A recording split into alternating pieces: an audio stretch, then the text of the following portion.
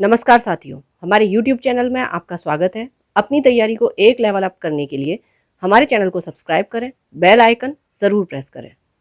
Lucent theory plus question answer series में world geography के अंतर्गत आज हम अध्ययन करेंगे वायुमंडल का। वायुमंडल की ऊपरी परत के अध्ययन को वायुविज्ञान या एरोलॉजी और निचली परत के अध्ययन को ऋतु विज्ञान या मेटेरोलॉजी कहते हैं। वायु पृथ्वी के द्रव्यमान का अभिन्न भाग है तथा इनके कुल द्रव्यमान का 99% पृथ्वी के सतह से 32 किलोमीटर की ऊंचाई तक स्थित है। वायुमंडल में पाए जाने वाली कुछ महत्वपूर्ण गैसों की बात करेंगे तो सबसे पहले बात आती है नाइट्रोजन की। इस गैस की प्रतिशत मात्रा सभी गैसों से अधिक है। नाइट्रोजन की उपस्थिति के कारण ही वायुदाब, पवनों की शक्ति तथा प्रकाश के परावर्तन का आभास होता है। इस गैस का कोई रंग, गंध, स्वाद नहीं होता। नाइट्रोजन का सबसे बड़ा लाभ यह है कि यह वस्तुओं की तेजी से चलने से बचाती है। तो जलने से बचाने के लिए हो गई नाइट्रोजन, ठीक है। और जलने में मददगार कौन सी गैस होगी, अभी आगे आएगी, ऑक्सीजन होती है। यदि वायुमंडल में नाइट्रोजन न होती तो आग पर नियंत्रण रखना कठिन हो जाता। नाइट्रोजन से पेड़ पौधों में प्रोटीन का निर्माण होता है जो भोजन का मुख्य अंग है। यह गैस वायुमंडल में 128 किलोमीटर की ऊंचाई तक फैली हुई है। ऑक्सीजन, यह अन्य पदार्थों के साथ मिलकर जलने का कार्य करती है। ऑक्सीजन के अभाव में हम ईंधन नहीं जला सकते, अतः यह ऊर्जा का मुख्य स्रोत है।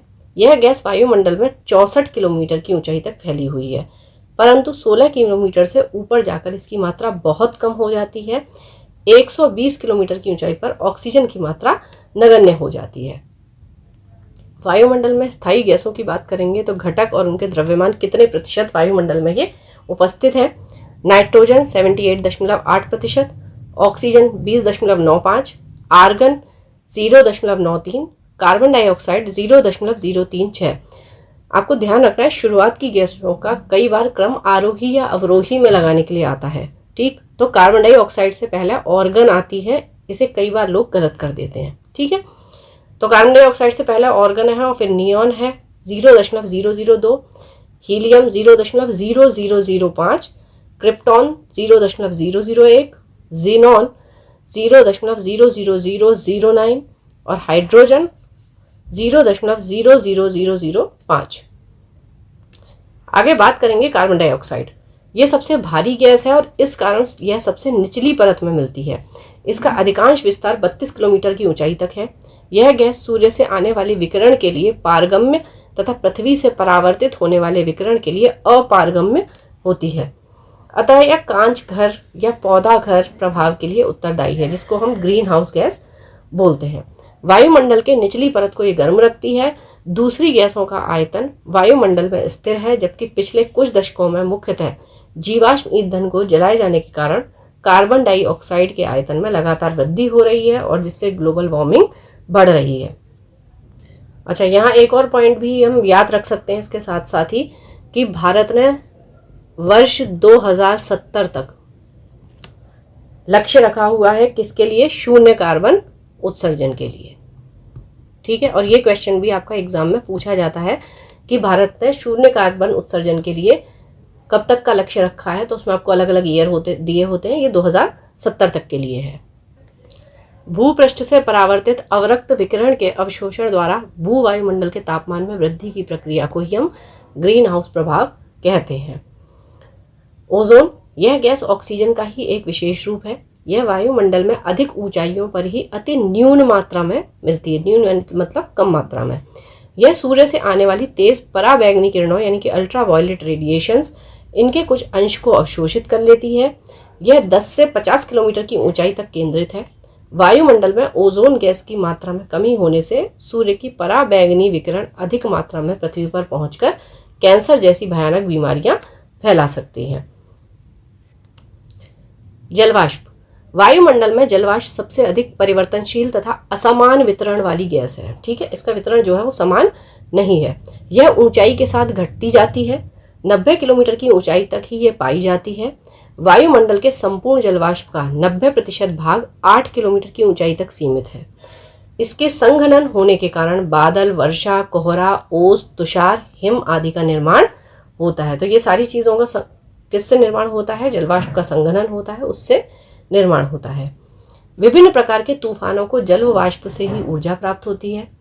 जलवाष्प सूर्य से आने वाले सूर्यातप के कुछ भाग को अवशोषित कर लेता है तथा पृथ्वी द्वारा विकिरित ऊष्मा को संजोए रखता है।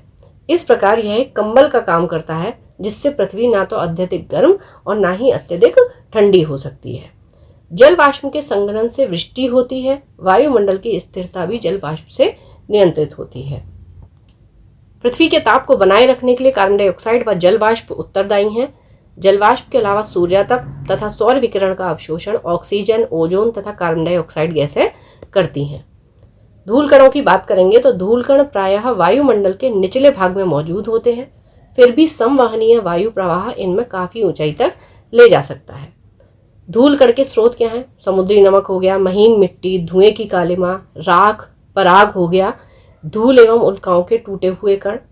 धूल कणों का सबसे अधिक जमाव उपोष्ण और शीतोष्ण प्रदेशों में सूखी हवा के कारण होता है। तो अब आपको ये बताना है कि उपोष्ण और शीतोष्ण कितने से कितने डिग्री अक्षांशों तक होते हैं।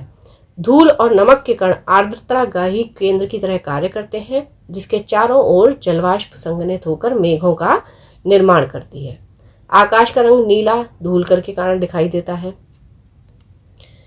वायुमंडल की संरचना। वायुमंडल को निम्न परतों में बांटा गया है। सबसे पहले आता है आपका क्षोभ मंडल, जिसको ट्रोपोस्फियर कहते हैं। यह वायुमंडल का सबसे निचली परत है। इसकी ऊंचाई सतह से लगभग 18 किलोमीटर है। ठीक है। अच्छा, इससे ये क्वेश्चन भी पूछा जाता है कि क्षोभ मंडल की जो ऊंचाई है वो ध्रुवों पर कितनी है और विषुवत रेखा पर कितनी है। तो ध्रुवों पर ये 8 किलोमीटर और विषुवत रेखा पर 18 किलोमीटर है। क्षोभ मंडल में तापमान की गिरावट की दर प्रति 165 मीटर की ऊंचाई पर 1 डिग्री सेल्सियस या 1 किलोमीटर की ऊंचाई पर 6.4 डिग्री सेल्सियस होती है। सभी मुख्य वायुमंडलीय घटनाएं जैसे बादल, आंधी, वर्षा इसी मंडल में होती हैं। तो आपके जो ये मंडल हैं इनसे संबंधित ये क्वेश्चन भी ज़रूर आता है कि कौन से मंडल में कौन सी घटना होती है। इस मंडल को संवहन मंडल कहते हैं, क्योंकि संवहन धाराएं इसी मंडल की सीमा तक सीमित होती हैं, और इस मंडल को अधोमंडल भी कहा जाता है। तो क्या क्या हो गया? ये क्षोभ मंडल कह सकते हैं, संवहन मंडल कह सकते हैं, अधोमंडल कह सकते हैं, और कई बार आपका हिंदी में भी ट्रोपोस्फियर इस तरीके से लिखा हुआ आता है। ठीक है। तो आप ये ध्यान रखें कि इनके जो इंग्लिश के नाम हैं वो भी कई बार हिंदी में इस तरीके से लिखे हुए आते हैं, ये आपको याद रखने हैं। जैविक क्रिया के लिए सबसे महत्वपूर्ण संस्तर यानी कि लेयर है। क्षोभ मंडल और समताप मंडल को अलग करने वाले भाग को क्षोभ सीमा कहते हैं। विषुवत वृत्त के ऊपर क्षोभ सीमा में हवा का तापमान -80 डिग्री सेल्सियस और ध्रुव के ऊपर -45 डिग्री सेल्सियस होता है। यहाँ तापमान स्थिर होने के कारण इसे क्षोभ सीमा कहा जाता है। आगे बात करते हैं समताप मंडल या स्ट्रेटोस्फियर। समताप मंडल 50 किलोमीटर की ऊंचाई तक है। समताप मंडल की मोटाई ध्रुवों पर सबसे अधिक होती है। कभी कभी विषुवत रेखा पर इसका लोप हो जाता है। ठीक है। अभी देखिए, आपने अभी ट्रोपोस्फियर को देखा था, और ट्रोपोस्फियर पर आप क्या देखते हैं कि जो इसकी ऊंचाई 8 किलोमीटर ध्रुवों पर है और विषुवत रेखा पर 18 है। ठीक है। और समताप मंडल में क्या है, इसकी जो मोटाई है वो ध्रुवों पर अधिक है और विषुवत रेखा पर ये कभी कभी बिल्कुल खत्म सी हो जाती है। इसमें मौसमी घटनाएं जैसे आंधी, बादलों की गरज, बिजली कड़क, धूलकण एवं जलवाष्प आदि कुछ भी नहीं होता है। ठीक है। ये सारी जो मौसम संबंधी घटनाएं हैं ये आपकी कहाँ होती हैं? क्षोभ मंडल में। इस मंडल में वायुयान उड़ाने की आदर्श दशा पाई जाती है। कभी कभी इस मंडल में विशेष प्रकार के मेघों का निर्माण होता है और इन्हें मूलाभ मेघ कहा जाता है, मदर ऑफ पर्ल क्लाउड। ठीक है। अच्छा, देखिए इसमें होता क्या है, आर्कटिक, स्कॉटलैंड, स्कैंडिनेवियन और अलास्का सहित जो उच्च अक्षांश वाले क्षेत्र हैं, यहाँ पर क्या होता है, सर्दियों के दौरान कभी कभी नकले बादल पाए जाते हैं। ठीक है। और ये कभी कभी उत्तरी यूरोप के क्षेत्र, अन्य क्षेत्रों में भी बनते हैं, और अंटार्कटिका में भी ये आम है बनना। ठीक है। तो इन्हीं को हम ध्रुवीय समताप मंडलीय बादल कहते हैं। ठीक है। और इन्हें नेक्रियस नाम से भी जाना जाता है। तो आपसे वो कहते हैं नेक्रियस, ध्रुवीय समताप मंडलीय बादल, मूलाभ मेघ, मदर ऑफ पर्ल क्लाउड, ये सारी चीजें एक ही हैं।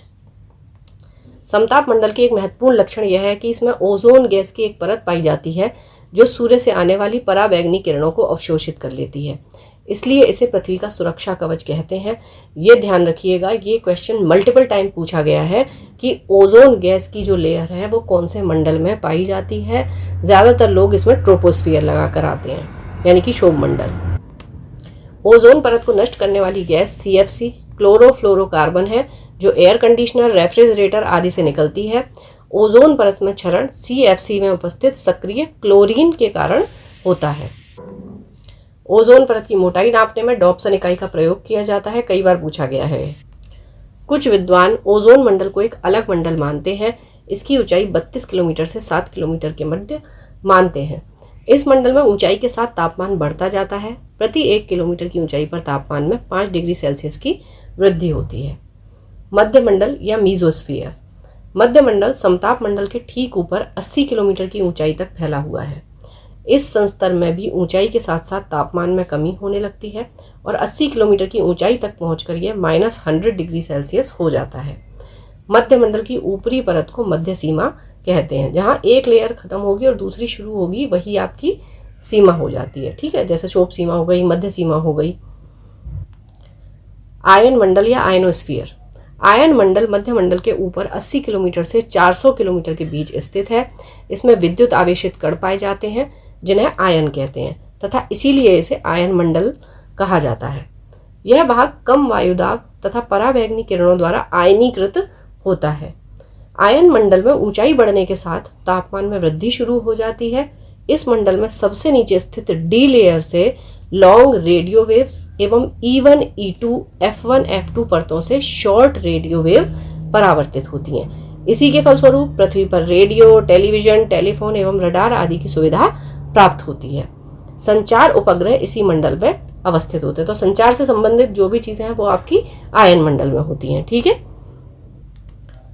वायुमंडल या एक्सोस्फीयर। आयन मंडल से ऊपर के भाग को वायुमंडल कहा जाता है। इसकी कोई ऊपरी सीमा निर्धारित नहीं है। इस मंडल में हाइड्रोजन एवं हीलियम गैस की प्रधानता होती है। इस मंडल की महत्वपूर्ण विशेषता है इसमें ऑरोरा ऑस्ट्रेलिस एवं ऑरोरा बोरियोलिस होने वाली घटनाएं होती हैं।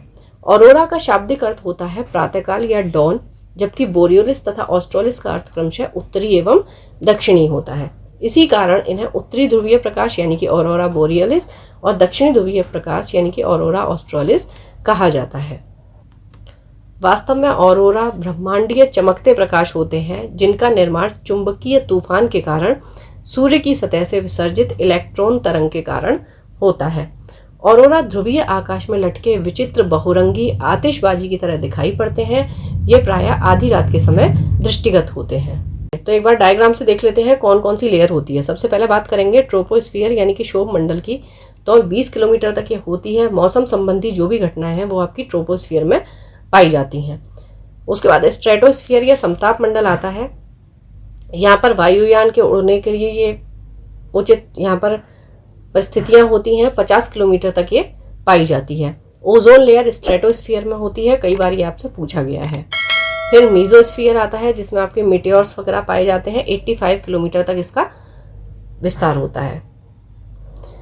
उसके बाद हम आते हैं, यहाँ देखिए ट्रोपोस्फियर गलत लिखा हुआ है, यहाँ पर आपका आयनोस्फियर होगा। ठीक है, यानी कि आयन मंडल। आयन मंडल में आपके सैटेलाइट, फिर ऑरोरा, ये घटनाएं पाई जाती हैं। उसके बाद आपके आ जाती है एक्सोस्फियर या फिर बहिर्मंडल जिसे कहा जाता है। रॉकेट आदि आपके इसमें पाए जाते हैं जो उन्हें छोड़ा जाता है। ठीक है, तो उन्हें एक्सोस्फियर से छोड़ा जाता है, मतलब पृथ्वी से छोड़ा जाता है, जो कि एक्सोस्फियर में जाती हैं। सूर्यतप या इंसोलेशन। सूर्य से पृथ्वी तक पहुंचने वाले सौर विकिरण ऊर्जा को सूर्यतप कहते हैं। यह ऊर्जा लघु तरंगों के रूप में सूर्य से पृथ्वी तक पहुंचती है।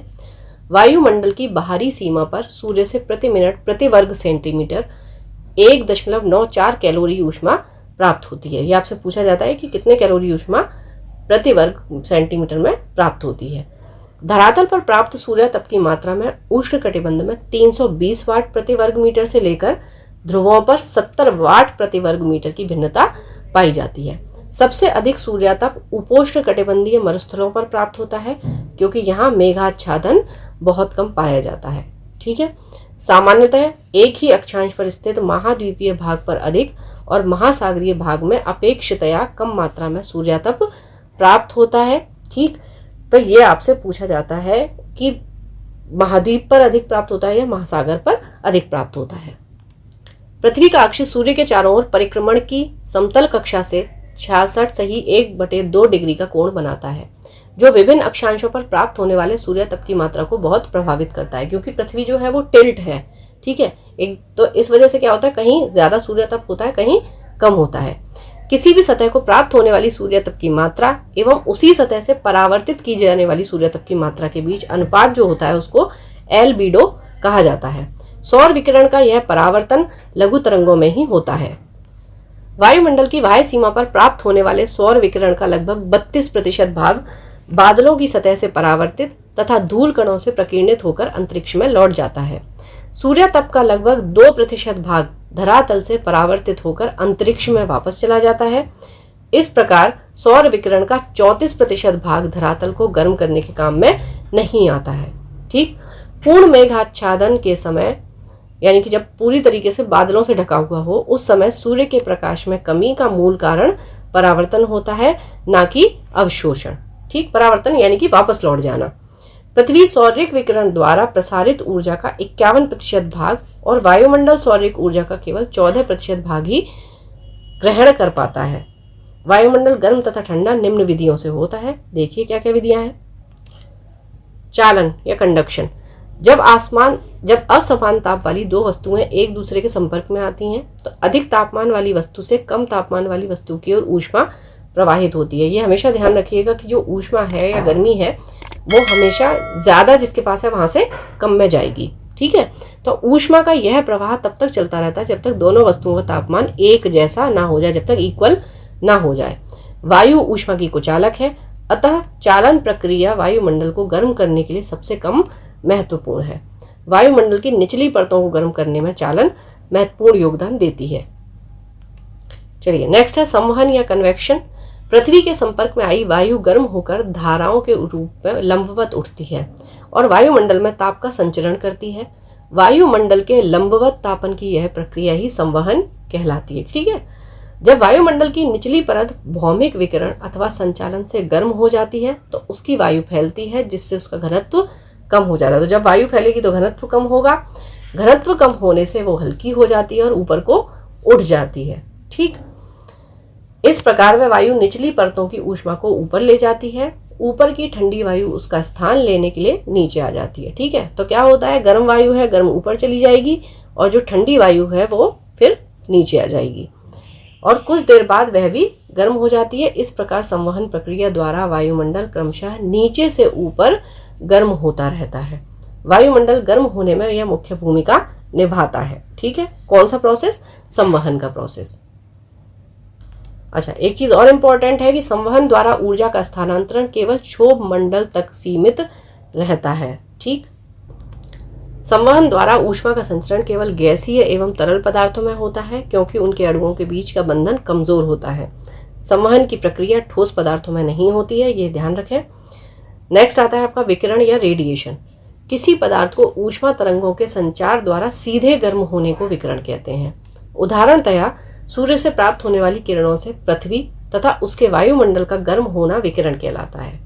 पृथ्वी द्वारा प्राप्त प्रवेशी सौर विकिरण जो लघु तरंगों के रूप में होता है, पृथ्वी की सतह को गर्म करता है। पृथ्वी स्वयं गर्म होने के बाद एक विकिरण पिंड बन जाती है और वायुमंडल में दीर्घ तरंगों के रूप में ऊर्जा का विकिरण करने लगती है। ठीक है, तो क्या हो रहा है, जो पृथ्वी द्वारा प्राप्त प्रवेशी सौर विकिरण है, जो सौर विकिरण उससे प्राप्त हो रहा है वो तो लघु तरंगों के रूप में है, लेकिन जब पृथ्वी विकिरण पिंड बन गई तो वो वायुमंडल में दीर्घ तरंगों के रूप में ऊर्जा का विकिरण करने लगती है। यह ऊर्जा वायुमंडल को नीचे से गर्म करती है। इस प्रक्रिया को पार्थिव विकिरण कहा जाता है। दीर्घ तरंगदैर्घ्य विकिरण वायुमंडलीय गैसों, मुख्यतः कार्बन डाइऑक्साइड एवं अन्य ग्रीन हाउस गैसों द्वारा अवशोषित कर लिया जाता है। इस प्रकार वायुमंडल पार्थिव विकिरण द्वारा अप्रत्यक्ष रूप से गर्म होता है, ना कि सीधे सूर्य तप से। ठीक है, क्या हुआ, जो विकिरण हुआ उसे कार्बन डाइऑक्साइड और अन्य जो ग्रीन हाउस गैसेस हैं उन्होंने अवशोषित कर लिया, इससे जो वायुमंडल है वो आपका गर्म बना रहा। ठीक, नेक्स्ट बात करेंगे अभिवहन या एडवेक्शन की। वायु के क्षैतिज संचलन से होने वाला ताप का स्थानांतरण अभिवहन कहलाता है। ठीक, लंबन संचलन की अपेक्षा वायु का क्षैतिज संचलन सापेक्षिक रूप से अधिक महत्वपूर्ण होता है। ठीक है, क्षैतिज यानी कि जो इस तरीके से हो, लंबवत यानी कि जो आपका इस तरीके से हो। तो मध्य अक्षांशों में दैनिक मौसम में आने वाली भिन्नताएं केवल अभिवहन के कारण होती हैं। गर्म वायु राशियां जब ठंडे इलाकों में जाती हैं तो उन्हें गर्म कर देती हैं। इससे ऊष्मा का संचार निम्न अक्षांशीय क्षेत्रों से उच्च अक्षांशीय क्षेत्रों तक भी होता है। वायु द्वारा संचालित समुद्री धाराएं भी उष्णकटिबंधों से ध्रुवीय क्षेत्रों में ऊष्मा का संचार करती हैं। उष्णकटिबंधीय प्रदेशों में विशेषतः उत्तरी भाग में गर्मियों में चलने वाली स्थानीय पवन जो है वो लू अभिवहन का ही परिणाम है और ये इंपॉर्टेंट हो जाता है। पृथ्वी का ऊष्मा बजट। मान लें वायुमंडल की ऊपरी सतह पर प्राप्त सूर्य तप 100 इकाई है। इन 100 इकाई में से 35 इकाइयां पृथ्वी के धरातल पर पहुंचने से पहले ही अंतरिक्ष में परावर्तित हो जाती हैं। सौर विकिरण की इस परावर्तित मात्रा को पृथ्वी का एल्बिडो कहते हैं। ठीक है, जो भी इकाई परावर्तित हो गई वो एल्बिडो कहलाई। प्रथम 35 इकाइयों को छोड़कर बाकी 65 इकाइयां अवशोषित होती हैं। अब अवशोषण में क्या हो गया, 14 वायुमंडल में अवशोषित हुई और 51 पृथ्वी के धरातल द्वारा अवशोषित हुई। पृथ्वी द्वारा अवशोषित ये 51 इकाइयां पुनः पार्थिव विकिरण के रूप में लौटा दी जाती हैं। इनमें से 17 इकाइयां सीधे अंतरिक्ष में चली जाती हैं और 34 इकाइयां वायुमंडल द्वारा अवशोषित होती हैं। फिर 6 इकाइयां स्वयं वायुमंडल द्वारा, 9 इकाइयां संवहन के जरिए, 19 इकाइयां संघनन की गुप्त ऊष्मा के रूप में और वायुमंडल द्वारा 48 इकाइयों का अवशोषण होता है। इनमें से 14 इकाइयां सूर्य तप और 34 इकाइयां पार्थिव विकिरण की होती हैं। वायुमंडल विकिरण द्वारा इनको भी अंतरिक्ष में वापस लौटा देता है। अतः पृथ्वी के धरातल तथा वायुमंडल से अंतरिक्ष में वापस लौटाने वाली विकिरण की इकाइयां हो गई 17 और 48, जिनका योग हो गया 65। तो वापस लौटाने वाली ये इकाइयां उन 65 इकाइयों का संतुलन कर देती हैं जो हमें सूर्य से प्राप्त होती है। यही पृथ्वी का ऊष्मा बजट अथवा ऊष्मा संतुलन है। ठीक है, तो अब आपको ये समझ में आ गया बजट क्या है। जो हमारे पास है वो हमने खर्च कर दिया, तो उसी तरीके से ऊष्मा बजट क्या है, जो हमें ऊष्मा मिली थी वो हमने ऊष्मा वापस कर दी। ठीक है, उसका यूज किया और फिर उसको वापस कर दिया। ठीक है, यही ऊष्मा बजट या ऊष्मा संतुलन है। तापमान या टेम्परेचर। वायुमंडल एवं भूपृष्ठ के साथ सूर्य तप की अन्योन्य क्रिया द्वारा जनित ऊष्मा तापमान के रूप में मापा जाता है। जहां ऊष्मा किसी पदार्थ कणों के अणुओं की गति को दर्शाती है, वहीं तापमान किसी पदार्थ या स्थान के गर्म या ठंडा होने का डिग्री में माप है। किसी भी स्थान पर वायु का तापमान निम्नलिखित कारकों द्वारा प्रभावित होता है। कौन कौन से कारक हैं?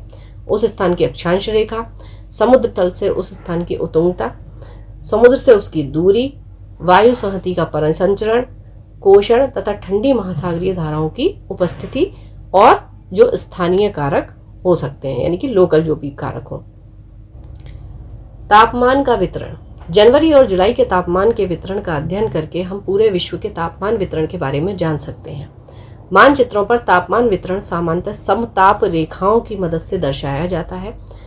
यह वह रेखा है जो समान तापमान वाले स्थानों को जोड़ती है। ठीक है, समताप यानी कि समान तापमान हो, समदाब यानी कि समान दाब हो। जहां पर विषुवत रेखीय महासागरों पर तापमान 27 डिग्री सेल्सियस से अधिक होता है। सर्वाधिक तापांतर यूरेशिया महाद्वीप के उत्तरी पूर्वी क्षेत्र में पाया जाता है, जो लगभग 60 डिग्री सेल्सियस है। इसका मुख्य कारण महाद्वीपीयता या कॉन्टिनेंटैलिटी वो है। सबसे कम 3 डिग्री सेल्सियस का तापांतर 20 डिग्री दक्षिणी एवं 15 डिग्री उत्तरी अक्षांशों के बीच में पाया जाता है। समताप रेखा वह कल्पित रेखा जो समान तापमान वाले स्थानों को मिलाती है। समताप रेखाओं तथा तापमान के वितरण के निम्न लक्षण हैं। समताप रेखाएं पूर्व पश्चिम दिशा में अक्षांशों के लगभग समानांतर पर खींची जाती हैं। इसका कारण यह है कि एक ही अक्षांश पर स्थित सभी स्थानों पर एक ही मात्रा में सूर्य तप प्राप्त होता है और तापमान भी लगभग एक जैसा ही होता है। एक अक्षांश होगा तो लगभग तापमान एक जैसा ही होगा। जल और स्थान पर तापमान भिन्न होते हैं, अतः तटों पर समताप रेखाएं अकस्मात मुड़ जाती हैं। दक्षिणी गोलार्ध में जल भाग अधिक है और वहां पर तापमान संबंधी विषमताएं कम पाई जाती हैं। इसके विपरीत उत्तरी गोलार्ध में जल भाग कम है और वहां पर तापमान संबंधी विषमताएं अधिक पाई जाती हैं। इस कारण दक्षिणी गोलार्ध में समताप रेखाओं में मोड़ कम आते हैं और उनकी पूर्व पश्चिम दिशा अधिक स्पष्ट होती है। ये आपसे पूछा जाता है कि कौन से गोलार्ध में समताप रेखा में कम मोड़ आते हैं या फिर किस में ज़्यादा आते हैं। ठीक है, समताप रेखाओं के बीच की दूरी से ताप प्रवणता यानी कि तापमान के बदलने की प्रवणता यानी कि बदलने की दर, इसका अनुमान लगाया जा सकता है। यदि समताप रेखाएं एक दूसरे के निकट होती हैं तो ताप प्रवणता अधिक होती है। इसके विपरीत यदि समताप रेखाएं एक दूसरे से दूर होती हैं तो ताप प्रवणता कम होती है। उष्णकटिबंधीय प्रदेशों में तापमान अधिक होता है, अतः अधिक मूल्य वाली समताप रेखाएं उष्णकटिबंध में होती हैं। ध्रुवीय प्रदेशों में तापमान बहुत कम होता है, अतः वहां पर कम मूल्य की समताप रेखाएं होती हैं। अब देखिए यहाँ से आपके असर्शन रीजन किस तरीके से बनते हैं कि आपको दे दिया जाएगा कि उष्णकटिबंधीय प्रदेशों में समताप रेखाएं अधिक मूल्य वाली होती हैं। ठीक है, नीचे आपको दे दिया जाएगा कि उष्णकटिबंधीय प्रदेशों में तापमान अधिक होता है। ठीक है, तो ये आपका बिल्कुल सही है कि क्योंकि उष्णकटिबंधीय प्रदेशों में तापमान अधिक होता है इसलिए अधिक मूल्य वाली समताप रेखाएं उष्णकटिबंध में होती हैं। ये मैंने आपको तरीका बताया था कि पहले रीजन को क्योंकि लगा के पढ़ें और असर्शन जो है, कथन जो है, उसको इसलिए लगा के पढ़ें, उससे आपको चीज़ें समझ में आ जाएंगी। ठीक है, ऐसे ही क्वेश्चन बनते हैं। संसार के अधिकांश क्षेत्रों के लिए जनवरी एवं जुलाई के महीनों में न्यूनतम अथवा अधिकतम तापमान पाया जाता है। यही कारण है कि तापमान विश्लेषण के लिए बहुधा इन्हीं 2 महीनों को चुना जाता है। ठीक है, या तो तब तापमान यहाँ अधिक होगा या न्यूनतम होगा।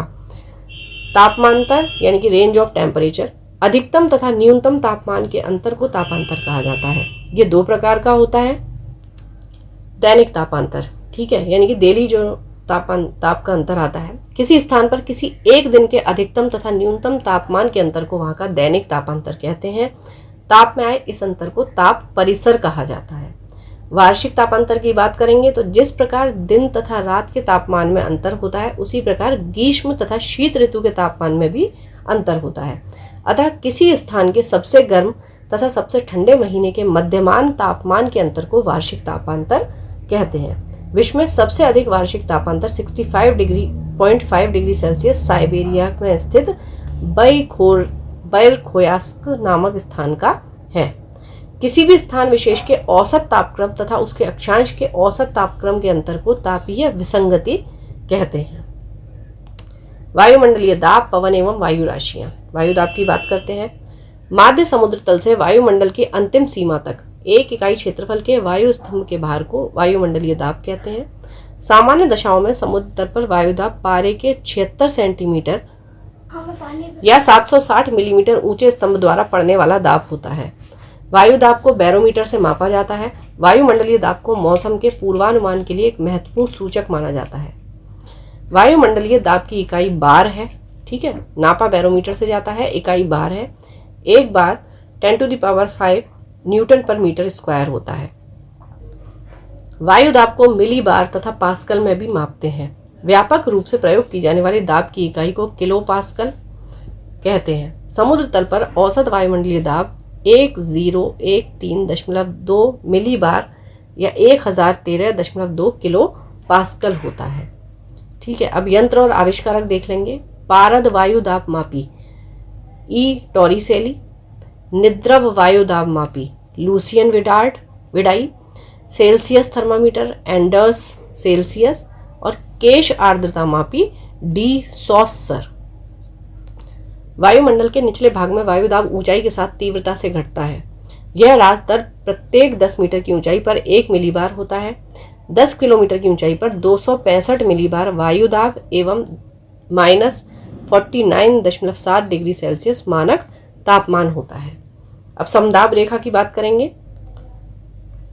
वह कल्पित रेखा जो समुद्र तल के बराबर घटाए हुए समान वायु दाब वाले स्थानों को मिलाती है समदाब रेखा या आइसोबार कहते हैं। वायु दाब को मानचित्र पर समदाब रेखा द्वारा दर्शाया जाता है। दूरी की प्रति इकाई पर दाब के घटने को दाब प्रवणता यानी कि प्रेशर ग्रेडियंट कहा जाता है।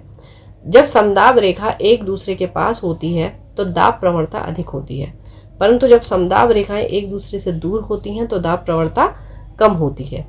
दूरी के संबंध में दाब परिवर्तन की दर को दाब प्रवणता कहा जाता है। पृथ्वी के धरातल पर 4 वायु दाब कटिबंध है। विषुवत रेखीय निम्न वायु दाब। पहला कटिबंध की बात करेंगे। यह पेटी भूमध्य रेखा से 10 डिग्री उत्तरी तथा 10 डिग्री दक्षिणी अक्षांशों के बीच स्थित है।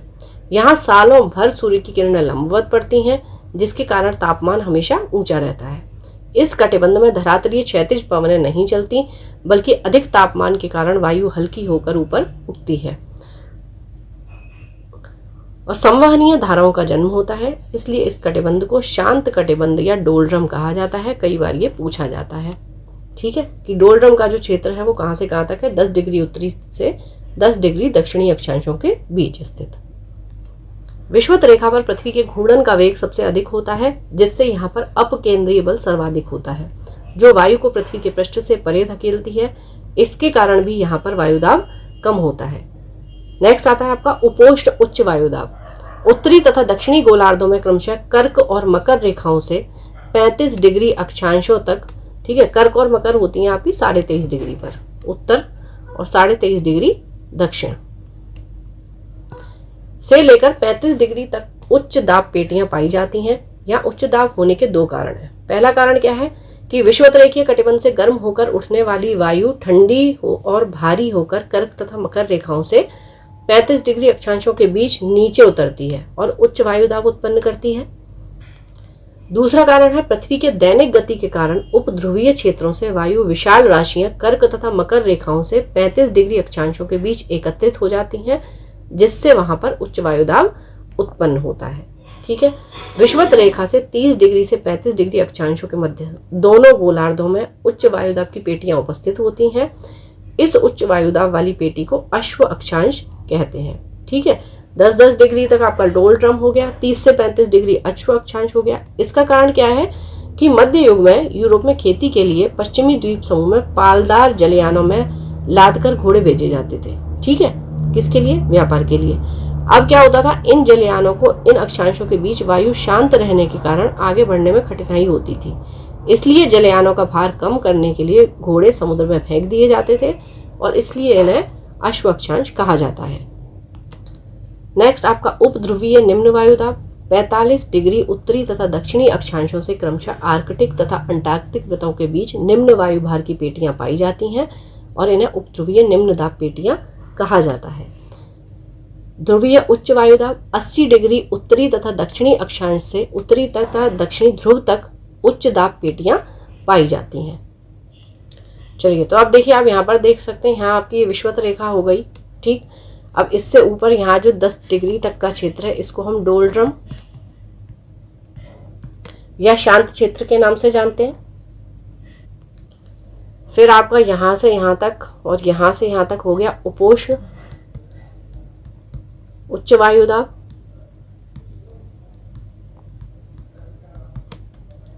ठीक है, उसके बाद 30 से 35 डिग्री की बात करेंगे तो ये हो गया आपका अश्व अक्षांश, जिसका कारण हमने पता कर लिया है। ठीक है, उसके बाद आपका 45 डिग्री से बात करेंगे तो ये आपका उपध्रुवीय निम्न हो गया वायुदाब और फिर आपका हो गया ध्रुवीय उच्च वायुदाब। कहाँ से कहाँ तक? 80 डिग्री से फिर आपका ऊपर तक। चलिए, वायुमंडल से संबंधित क्वेश्चन आंसर्स करते हैं। पृथ्वी के वायुमंडल का कितना प्रतिशत भाग 29 किलोमीटर की ऊंचाई तक पाया जाता है? तो ये आपका 97%। निम्नलिखित में से कौन सा कथन असत्य है? वायुमंडल की ऊपरी सीमा लगभग 10,000 किलोमीटर की ऊंचाई तक है। वायुमंडल का 50% भाग 5.6 किलोमीटर की ऊंचाई तक सीमित है।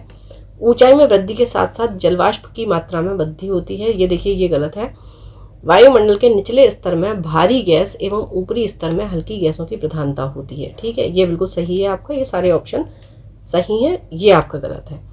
वायुमंडल का सर्वाधिक स्थायी तत्व कौन सा है? तो ये आपका जलवाष्प। वायुमंडल में सर्वाधिक कौन सी गैस मिलती है? तो आपकी नाइट्रोजन। वायुमंडल में सर्वाधिक मात्रा में विद्यमान अक्रिय गैस कौन सी है? तो आर्गन। वायुमंडल मुख्यतः गर्म होता है पृथ्वी से विकिरण के द्वारा। निम्नलिखित में से कौन सी गैस ग्रीन हाउस प्रभाव के लिए उत्तरदायी है? Carbon dioxide. सूर्य की तीव्र किरणों द्वारा झुलसने से वायुमंडल की कौन सी गैस हमारी रक्षा करती है? तो यह आपकी ओजोन। पृथ्वी के वायुमंडल में पाई जाने वाली निम्नलिखित गैसों का सही अवरोही क्रम क्या होगा? ठीक है, अवरोही यानी कि आपका बड़े से छोटा। तो देखिए, सबसे ज्यादा मात्रा में नाइट्रोजन है तो 1, फिर उसके बाद आपका आ जाता है ऑक्सीजन। ठीक, तो आपका 3 हो गया। फिर उसके बाद आपकी ऑर्गन आती है 4 हो गया, फिर कार्बन डाइऑक्साइड होती है 2, और फिर उसके बाद नियॉन तो 5। भूपृष्ठ से परावर्तित अवरक्त विकिरण के अवशोषण द्वारा भू वायुमंडल के तापमान में वृद्धि की प्रक्रिया को क्या कहते हैं? Green house effect. वायु में नाइट्रोजन का प्रतिशत कितना है? 78.03। सही उत्तर को चुनिए जो वायुमंडल की परतों की क्रमबद्धता को दर्शाता है। तो ये आपका हो गया परिवर्तन मंडल, फिर समताप मंडल, मध्य मंडल, आयन मंडल और आयतन मंडल। वायुमंडल को क्षोभ मंडल, समताप मंडल आदि परतों में विभाजित करने का मुख्य आधार क्या है? तापमान। क्षोभ मंडल की धरातल से औसत ऊंचाई लगभग कितनी है? 14 किलोमीटर। निम्नलिखित में से किस मंडल को संवहन मंडल भी कहा जाता है? क्षोभ मंडल को। किस ऋतु में क्षोभ मंडल की ऊंचाई में वृद्धि होती है? ग्रीष्म ऋतु में। अच्छा, वैसे ये आंसर देखिए गलत दिया हुआ था, 14 किलोमीटर नहीं होता। वैसे क्षोभ मंडल की ज़्यादातर जो ऊंचाई है, औसत ऊंचाई, वो 18 किलोमीटर होनी चाहिए। ठीक है, तो आप इसको ध्यान रखेंगे। क्षोभ मंडल की धरातल से अधिकतम ऊंचाई 18 किलोमीटर। क्षोभ मंडल में तापमान की सामान्य ह्रास की 1 डिग्री सेल्सियस प्रत्येक 166 मीटर हेतु। क्षोभ मंडल वायुमंडल का सबसे तप्त परत है क्योंकि यह पृथ्वी के पृष्ठ से तप्त हो जाती है। क्षोभ मंडल एवं समताप मंडल के बीच जो स्थित संक्रमण क्षेत्र है उसको क्या कहते हैं? हम क्षोभ सीमा कहते हैं। पृथ्वी के वायुमंडल का सर्वाधिक घनत्व कहाँ पर होता है? क्षोभ मंडल में। विविध जलवायु एवं मौसम दशाओं को बदलने वाली सभी महत्वपूर्ण वायुमंडलीय घटनाएं जो कहाँ होती हैं? क्षोभ मंडल में। क्षोभ मंडल वायुमंडल का निचला स्तर है जिसकी ऊंचाई भूमध्य रेखा पर कितनी होती है? 10 मील तक। मेघ गर्जन वायुमंडल की किस परत में होता है? क्षोभ मंडल में। परिवर्तन मंडल या क्षोभ मंडल में तापमान ऊंचाई के साथ साथ घटता है। समताप मंडल स्ट्रेटोस्फीयर क्या है? क्षोभ सीमा के ऊपर स्थित प्रदेश। वायुमंडल की किस सतह में तापमान बहुत अधिक उतार चढ़ाव नहीं होता? समताप में। ठीक है, इसीलिए इसका समान ताप यानी कि समताप मंडल। ओजोन परत मुख्यतः कहाँ पाई जाती है? समताप मंडल में। निम्नलिखित में से कौन सी वातावरणीय परत सूर्य की पराबैंगनी किरणों को अवशोषित कर लेती है? तो ये है आपकी ओजोन मंडल जो कि समताप मंडल में है। समताप मंडल को जेट विमानों की उड़ान के लिए आदर्श माना जाता है क्योंकि इस परत में बादल तथा अन्य मौसमी घटनाएं नहीं होती हैं। समताप मंडल के संबंध में असत्य कथन को देखना है। समताप मंडल का विस्तार 50 किलोमीटर की ऊंचाई तक पाया जाता है। ठीक है। समताप मंडल की सीमा आयन मंडल से मिलती है। देखिए ये गलत है, यहाँ पे मध्य मंडल से मिलती है। ऊपर की बात करेंगे तो मध्य मंडल हो गया, और नीचे की बात करेंगे फिर आपका ये समताप मंडल आता है, और फिर नीचे की बात करेंगे तो क्षोभ मंडल हो गया। ठीक है। इस मंडलों में बादलों का अभाव पाया जाता है। ठीक है, इसीलिए यहाँ पे वायुयान उड़ते हैं। इस मंडल में धूल, कण और जलवाष्प की मात्रा काफ़ी कम होती है। बाकी सही है, ये वाला गलत है। ओजोन परत के प्रतिवर्ष 7% की दर से अवक्षय के कारण उसमें 10 मिलियन वर्ग किलोमीटर आकार का एक बड़ा छिद्र बन गया है। ये छिद्र कहाँ अवस्थित है? अंटार्कटिका के ऊपर। वातावरण की वह परत जो रेडियो तरंगों को परावर्तित करती है, ये आपकी आयन मंडल हो गई। संचार उपग्रह किस वायुमंडलीय स्तर में स्थित होते हैं? आयन मंडल। वायुमंडल से में ओजोन स्तर के अवक्षय का कारण निम्नलिखित में से कौन सा रसायन है? Chlorofluorocarbon, CFC। और इसके भी अगर तत्व की बात करेंगे, क्लोरीन। रेडियो की लघु तरंगें आयन मंडल की किस परत से परावर्तित होकर धरातल पर आती हैं? F परत से। ऊपर से नीचे वायुमंडल की विभिन्न परतों की सीमाओं का कौन सा क्रम है? तो देखिए सबसे ऊपर होती है आपकी मैग्नेटोपोज, मेसोपोज, स्ट्रेटोपोज और ट्रोपोपोज। वायुमंडल के किस भाग में जल वाष्प की कुल मात्रा का 90% भाग विद्यमान होता है? ये क्षोभ मंडल में। वायुमंडल का कौन सा भाग रसायन मंडल का एक भाग है? ओजोन मंडल। किस वायुमंडलीय परत को मौसमी परिवर्तन की छत के नाम से जाना जाता है? क्षोभ मंडल को। हवाई जहाज प्रायः समताप मंडल में उड़ते हैं। पृथ्वी की सतह से सबसे दूर वातावरणीय परत जो है एक्सोस्फीयर या बहिर्मंडल है। पृथ्वी के समीप की ट्रोपोस्फीयर है। वातावरण में सबसे ज़्यादा ओजोन का संकेंद्रण कहाँ होता है? समताप मंडल में। समुद्र तल पर औसत वायु दाब कितना होता है? 1013.25 मिली बार। वायु दाब प्रायः सर्वाधिक होता है जब वायु ठंडी तथा शुष्क होती है, इसीलिए ये उपोष्ण तथा शीतोष्ण कटिबंधीय क्षेत्रों में ज़्यादा होता है। वायुदाब में अचानक आने वाली कमी निम्न में से किसका सूचक होती है? तूफानी मौसम का। सामान्य वायुदाब पाया जाता है सागर तल पर। निम्नलिखित में से कौन सा कथन असत्य है? सत्य है। सागर तल पर वायुदाब अधिकतम होता है, बिल्कुल ठीक है। वायुदाब को मिलीबार में मापा जाता है, ठीक है। किसी भी स्थान पर वायुदाब 2 बार बढ़ता तथा 2 बार घटता है, सारे कथन सत्य हैं। चलिए सत्य कथन देखने हैं। वायुदाब के घटने बढ़ने की क्रिया को वायुदाब उच्चावच कहते हैं, बिल्कुल ठीक। वायुदाब में उतार चढ़ाव विषुवत रेखा से ध्रुवों की ओर कम होता जाता है, ठीक है। 60 डिग्री अक्षांश के बाद वायुदाब का दैनिक उतार चढ़ाव नहीं देखा जाता, बिल्कुल ठीक। ठीक है, तो अगर आपसे ये पूछे कि वायुदाब सबसे ज़्यादा कहाँ है, तो कहाँ पर होगा? विषुवत रेखा पर। और अगर का सबसे कम होगा तो वो ध्रुवों की ओर होगा, ठीक है। ये 2 क्वेश्चन आपके ऐसे भी बन जाते हैं। ग्लोब पर दाब कटिबंधों यानी कि प्रेशर बेल्ट्स की संख्या कितनी है? 7। विषुवतीय निम्न दाब पेटी का विस्तार विषुवत रेखा के दोनों ओर कितने अक्षांश तक मिलता है?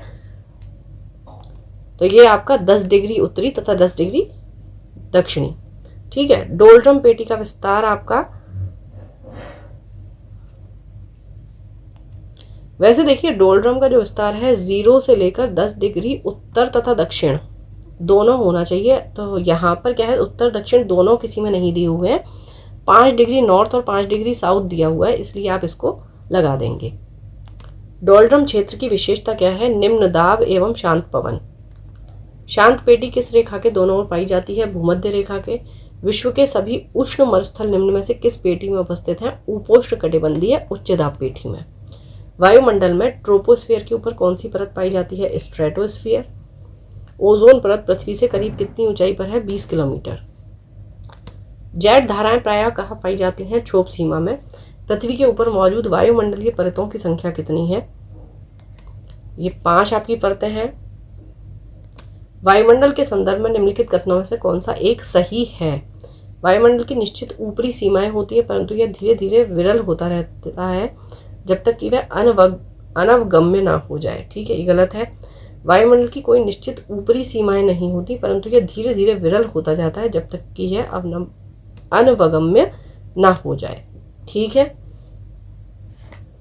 वायुमंडल की निश्चित ऊपरी सीमाएं होती है, परंतु वह धीरे धीरे घना होता जाता है। तो घना तो देखिए नहीं होता है, निश्चित ऊपरी सीमाएं नहीं होती, परंतु यह धीरे धीरे घना हो जाता है जब तक कि अनवगम्य ना हो, ठीक है। तो घना नहीं होता है, धीरे धीरे विरल होता जाता है, लेकिन ऊपरी सीमा नहीं है कि निश्चित बस इतनी देर यहाँ इतनी ऊंचाई तक ही वायुमंडल होगा, ऐसी कोई निश्चित सीमा नहीं है, ठीक है। अब अनवगम्य का मतलब क्या होता है? जब आपकी जो समझ से परे ना हो जाए, ठीक है, जहाँ तक आप नहीं पहुँच पा रहे हो, ठीक है। चलिए तो पढ़ते रहिए, बढ़ते रहिए, रिवीजन करते रहिए। Thank you for watching, keep learning, stay with me.